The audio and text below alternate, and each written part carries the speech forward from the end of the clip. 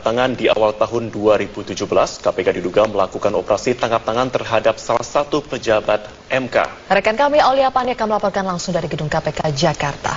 Aulia, beredar informasi bahwa salah satu yang ditangkap dalam OTT KPK adalah Hakim Konstitusi dengan inisial PA. Apakah sudah bisa dikonfirmasi?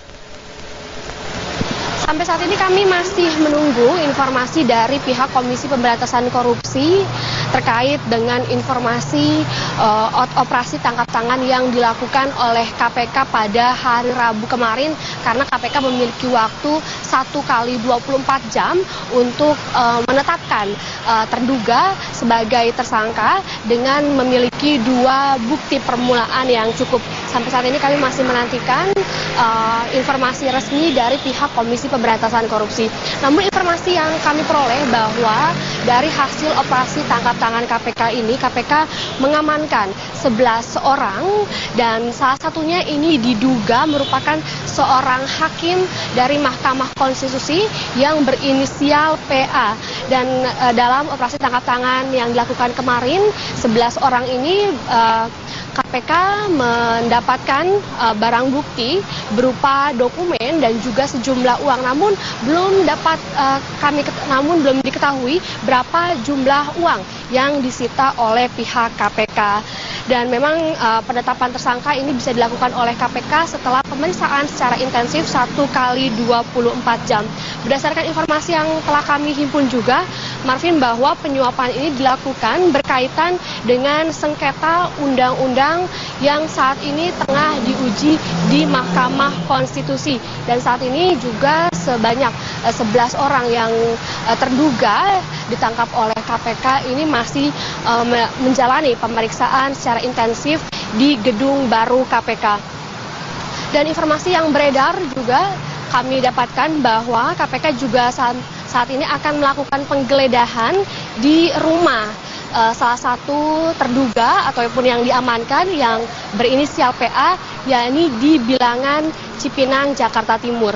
Kami juga mendapatkan informasi bahwa 11 orang yang diamankan oleh KPK ini kebanyakan mereka berasal dari kementerian ataupun juga dinas kesehatan, karena terkait dengan undang-undang kesehatan yang sampai saat ini masih diduga ataupun yang masih ditangani oleh Mahkamah Konstitusi.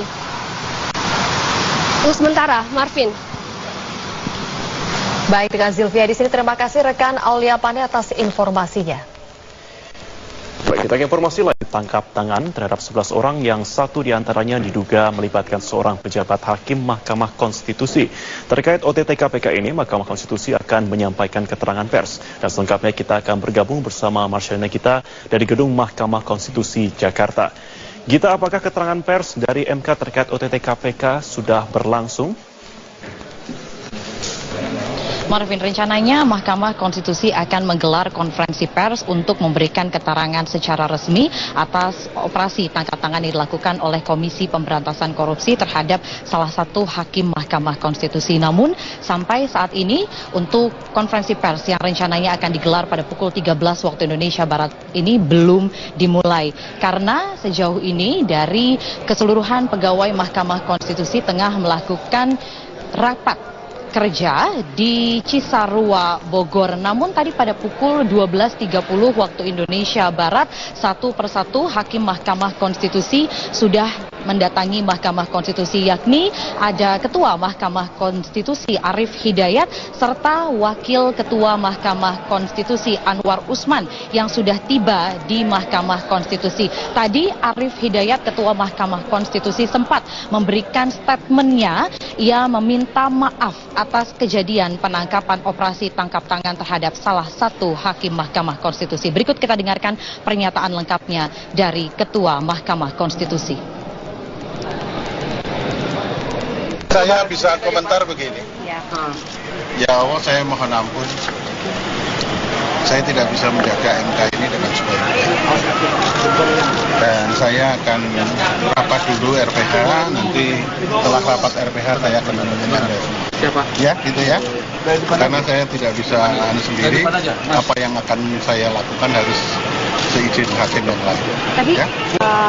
maksudnya dari tadi statement Bapak tidak ada niatan untuk pengunduran diri atau apa kan Pak? Belum ada.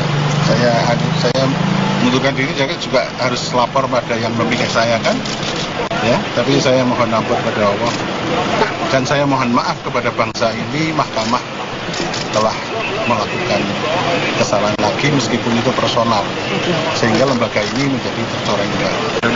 Ya, kita ya.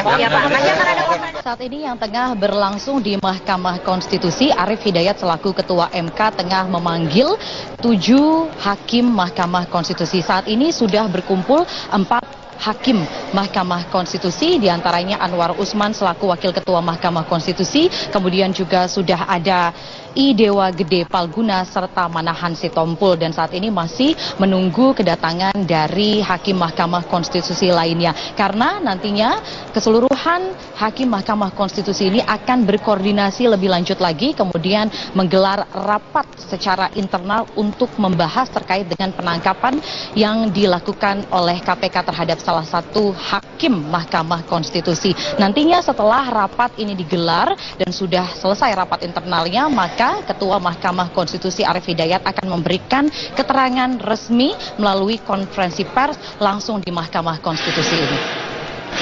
Marvin. Marsuna kita melaporkan langsung dari gedung MK. Terima kasih. Dalam rapat paripurna DPR, Dewan Perwakilan Rakyat mengagendakan pengesahan revisi Undang-Undang MD3 sebagai RUU inisiatif DPR siang ini. Untuk informasi selengkapnya kita langsung bergabung dengan reporter Jessica Wawor yang ada di gedung DPR RI Jakarta. Jessica, bisa Anda paparkan bagaimana dinamika pandangan fraksi-fraksi terkait dengan penambahan jumlah kursi pimpinan dalam revisi Undang-Undang MD3 ini?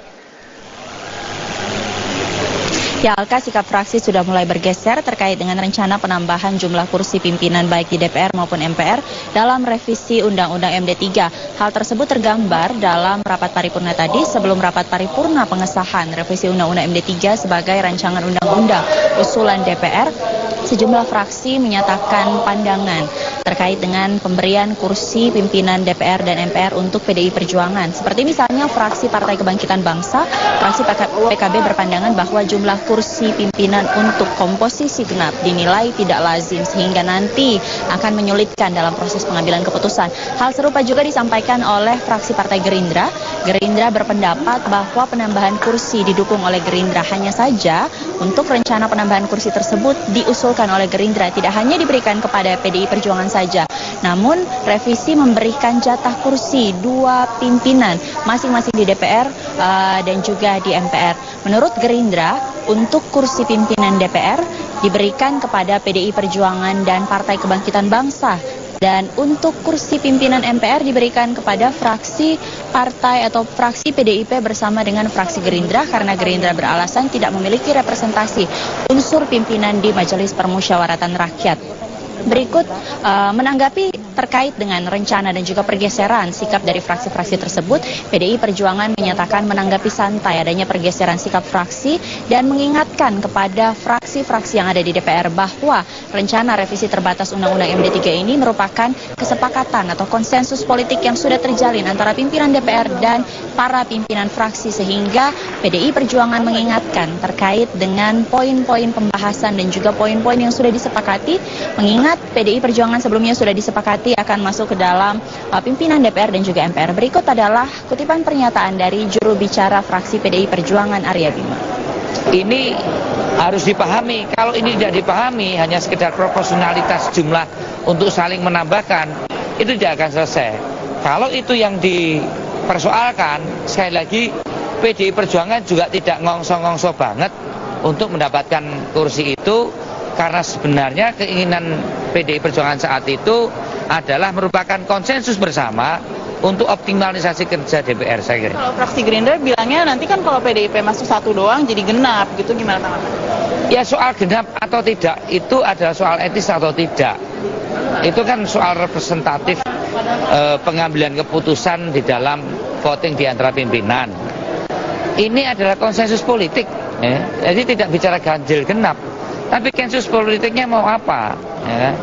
Konsensus politiknya adalah 2 hal tadi, keterwakilan pimpinan dengan representatif anggota dewan. Yang kedua, mengefektifkan hubungan pemerintah dan DPR karena PDI Perjuangan sebagai pemenang pemilu dan pengusung presiden supaya kinerja DPR dan pemerintah ini efektif. Artinya ganjil genap.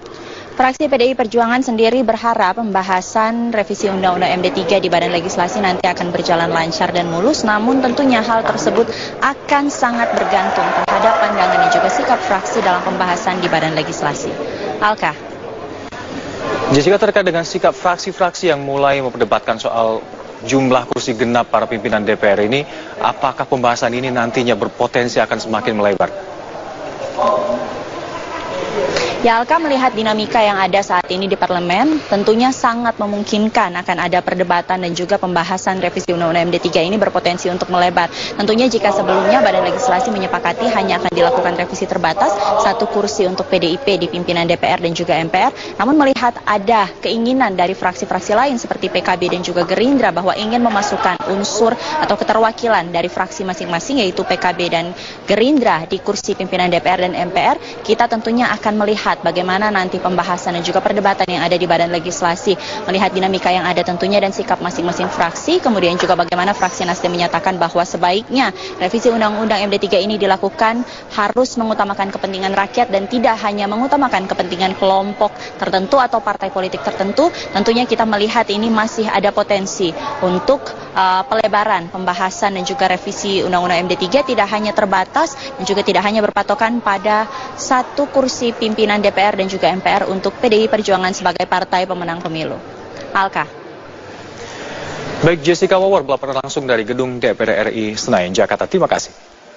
3 memasuki babak baru setelah disahkan sebagai RUU usulan DPR dalam rapat paripurna. Ya, penambahan jumlah kursi pimpinan DPR dan MPR kini diwacanakan menjadi 7 kursi atas usulan fraksi PKB dan Gerindra.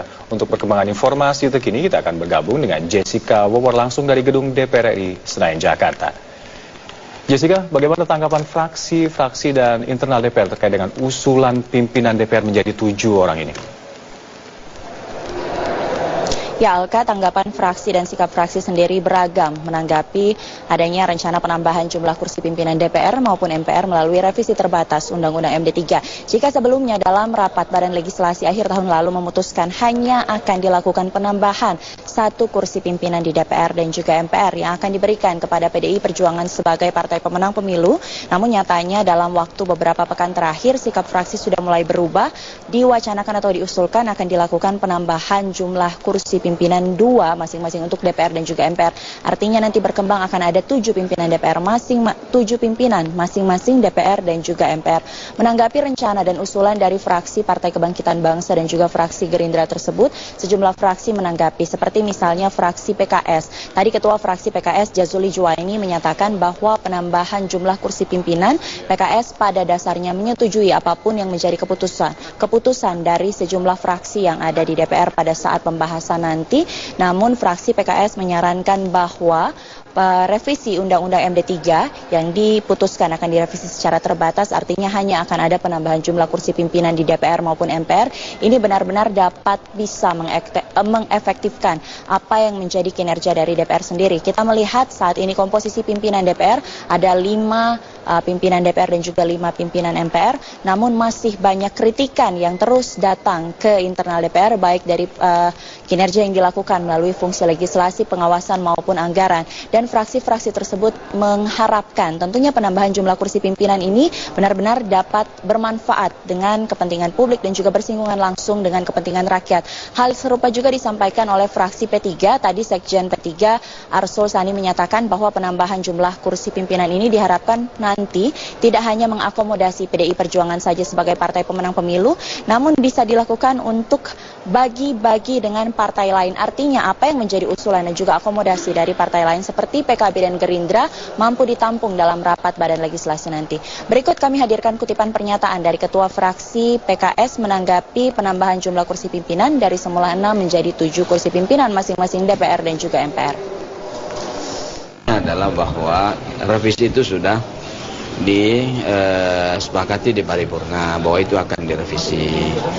Nah, memang di Bamus itu penambahan itu dibalik ya, penambahan itu adalah 1 orang.